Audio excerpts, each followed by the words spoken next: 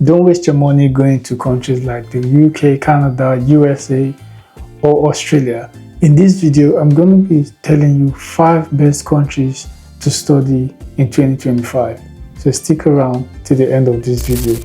Number 1 is Germany. Like we all know, Germany offers tuition-free education from bachelor's up until PhD level.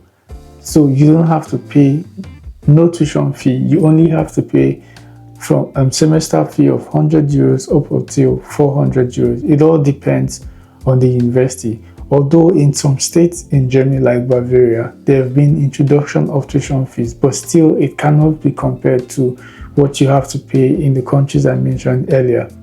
And just so you are wondering, what does this semester fee covers? This semester fee covers your transportation, public transportation around the whole of Germany. Yes, it does. As compared to Canada, USA, where you have to pay exorbitant prices for transportation. But in Germany, your semester fees covers your transportation, your library fee, as well as internet within the university. Most bachelor's programs here in Germany are taught in German. You only have few bachelor's programs that are actually taught in English. But when you talk about master's program, the master programs here are entirely taught in English, as well as the PhD programs. They're all taught in English. So that's an opportunity for you who is a non-German speaker to also apply to study in Germany without the fear of having to speak the language within the 4 walls of the university. Now you might be asking yourself, for a country that offers tuition-free university, is the standard of education high? Yes, the standard of education here in Germany is of utmost priority. Here you can find fields like engineering, natural sciences, and medicine. Germany is a great place to be, especially if you like to travel. You can easily connect to other European countries. Now, in as much as I'm talking about the good part, there's also a flip side of it. Now, in Germany, you have so much bureaucracy, especially when you have to do documentation, like the Anmeldung, when you have to register for the city in where you live, or the extension of your visa, or the bank opening. This all takes a lot of time, which is like a con and a discouragement to people who want to come to Germany. Also, the language barrier. If you really don't speak German, like you don't speak German at all. Now also is the high cost of living in bigger cities, like in terms of accommodation, in terms of like food or basic amenities. Now another con is the standard of living in bigger cities, like in terms of accommodation. Take for example in Bavaria, accommodation is really expensive. So one thing you should consider when moving to Germany to study as an international student, number 1 should be accommodation, because that is where you lay your head. Now next up is Ireland. Universities in Ireland are ranked as one of the world's best universities, and English is widely spoken in Ireland, as it's an English speaking country, so you don't need to worry about speaking English. Here the language barrier is eliminated for those who don't want to learn a new language. Nature here is amazing. There are great companies based in Ireland, which is an opportunity for students. Now, some of the cons that you want to take into consideration is that the weather in Ireland is not friendly. Also, due to limited universities available, there will be lots of competition. Tuition fees for non-EU students varies, but you are expected to pay about 9,000 euros per year. Now, next up is South Korea. You're wondering why South Korea, right?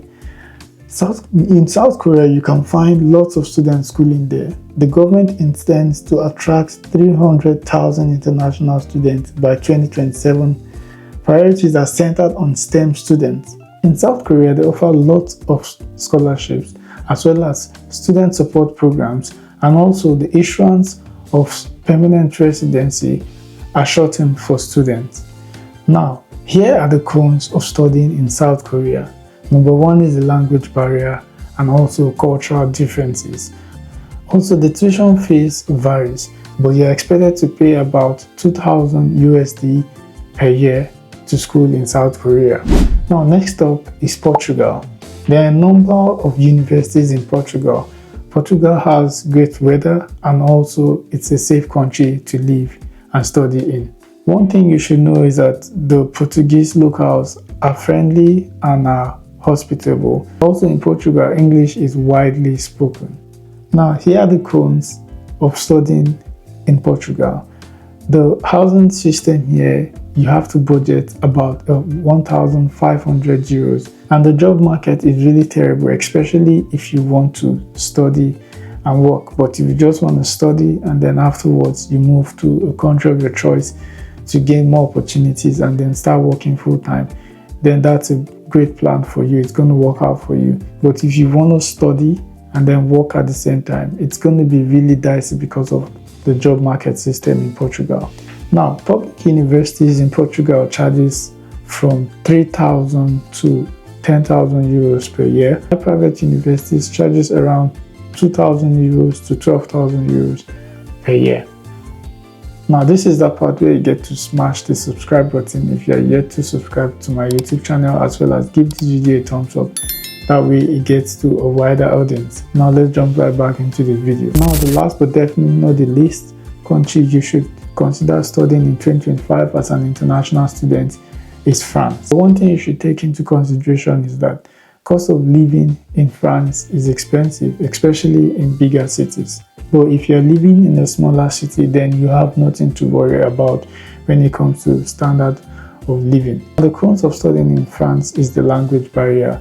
So if you are not a fluent French speaker or you don't have no level of speaking French, then it's going to be a huge barrier for you. I was in France a couple of months and I noticed this same thing, because everything you do, inscriptions on walls or write-ups at train stations, are all in French. So if you don't have a level of French, this would be a really big issue. Also, another thing that is really tiring is the bureaucracy in France. Most of the things are really slow. These are things that ordinarily should be done, in the world we are presently, but in France this is a huge issue. Bureaucracy is a huge issue. So if you consider going to France, you should also consider having these things in your mind. So there you have it. Those are the 5 countries you should consider as an international student, where you don't have to pay so much tuition fees to study as compared to the countries where I mentioned at the beginning of this video.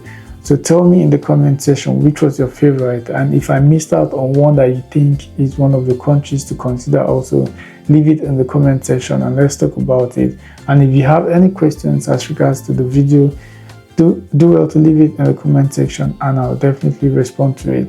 Until the next time, I love you guys. Stay focused, stay motivated. Peace out.